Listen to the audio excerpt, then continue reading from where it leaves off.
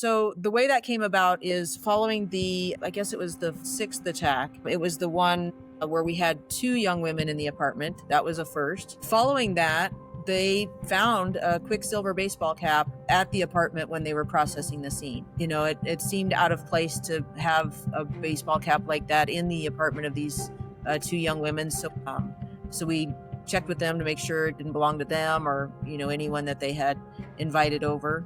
And it turned out that it could not be accounted for. So we had a very strong reason to believe that it belonged to our suspect. So in the good way, we now have, this is a baseball cap. And for those of you who've done a lot of police work, a baseball cap is a really good source of DNA, right?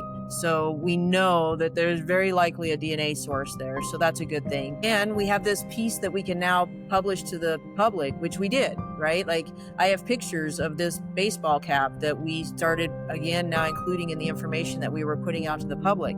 The reason I say I'm not sure that it was a blessing per se is it started generating a lot of tips from people who have seen somebody wearing a baseball cap that has the Quiksilver logo on it. Suddenly now we're getting calls from people who know somebody who happens to be a 20 to 30-year-old male who smokes, because those were some of the things that we knew, who wears this brand of hat. Well, that just generates a lot of information and it's not particularly useful. And there were several times in this investigation where honestly it felt like what we were struggling with was not a lack of information, it was a plethora, just an overload of information. And that can be its own problem because the more information that you start to get, and now you have to try to filter through that and figure out what's critical, what's useful, and what do we run with when there are so many avenues to pursue.